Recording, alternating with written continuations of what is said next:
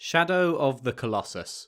Although I'd never played and barely seen anything from the game, I was still excited when I heard that it was being remade. Everyone talks about it in such positive terms that I couldn't wait for the day I'd finally be able to experience it for myself. As the release day arrived, the reviews came flooding in, and the game was again receiving high praise and even higher scores. Looking back on it now, it seems obvious that everyone talking about how good the remake is had something that I don't: nostalgia. Nostalgia is a powerful thing, and exists because our memories don't work as well as we want them to. Your favourite childhood game did not look as amazing as your memories make you think it did. This nostalgia effect has never been clearer to me than after playing Shadow of the Colossus, because, in case you're watching this without seeing my playthrough, I really didn't enjoy my time with the game. It had so many problems that it was blowing my mind how much people seem to love it, but it makes sense when you consider the power of nostalgia.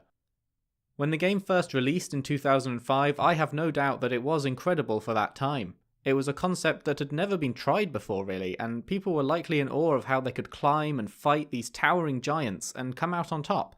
And because it was so good at the time, the people that played it remember loving it and knowing for sure that it must still be an awesome game today, but that's the problem. It isn't.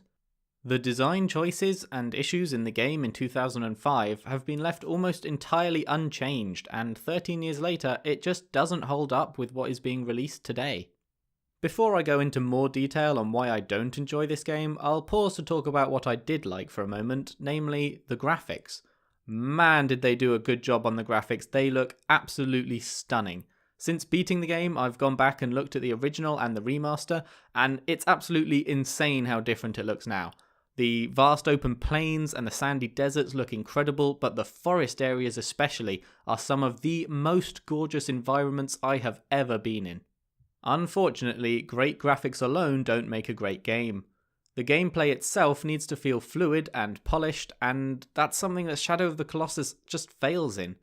Firstly, let's talk about Wander and the all-important climbing mechanic. When you're climbing up stationary objects, it mostly works fine, but it is strange that to jump upwards or climb up ledges, you have to press and release the X button rather than just press it. When you're on the ground, a jump is performed just by pressing the button, so why make you have to release it when climbing? It just feels really clunky, and it's counterintuitive to the player. Then there's attempting to jump off a wall to another wall, which is something that you needed to do a few times in the game, and it just doesn't work.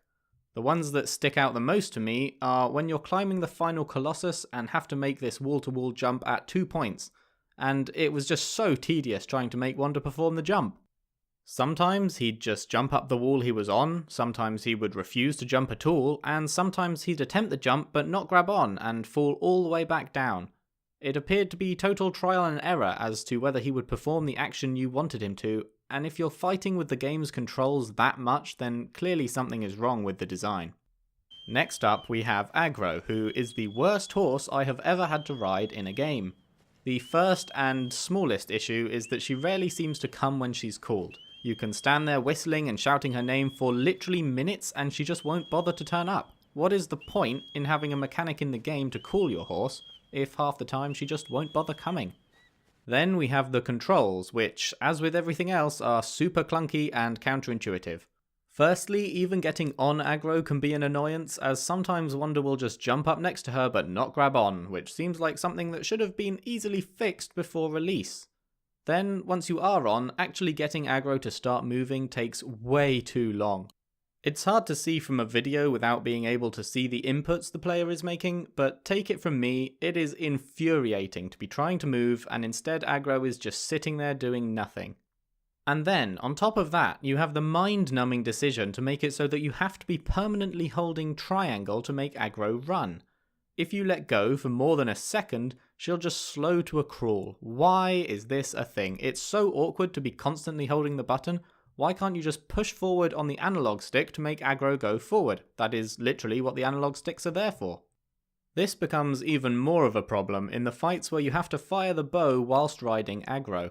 The bow is controlled by the right hand side analog stick, but seeing as your right hand has to be holding the triangle, you have to draft in your left hand to move the right stick, and it's just awful design. Now, let's talk about something else involving Agro, the jump you have to use her for on your way to the final Colossus. What an absolutely moronic design choice this was. For the entire game, there has never been a jump you have to make with aggro, and so this idea isn't already there in the player's head as something they should try. But maybe it would have been forgivable if the jump was clearly too big for you to make on your own.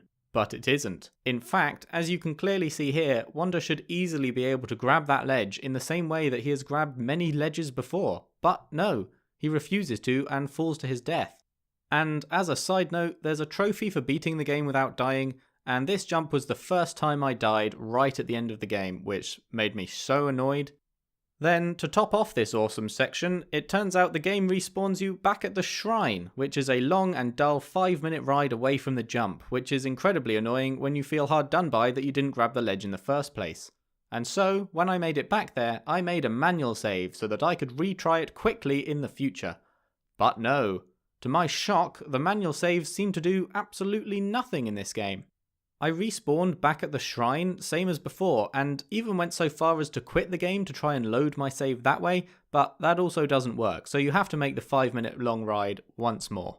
Finally, on my third try, I gave it a go with aggro, and surprise surprise, that's what the devs wanted you to do, just so they could arbitrarily kill off aggro and attempt to make the player feel sadness, but it didn't work because after how cheated I felt by the previous 20 minutes of gameplay, I just felt annoyance instead.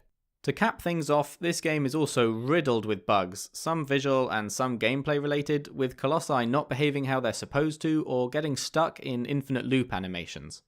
Overall then, this game was a thoroughly disappointing experience for me.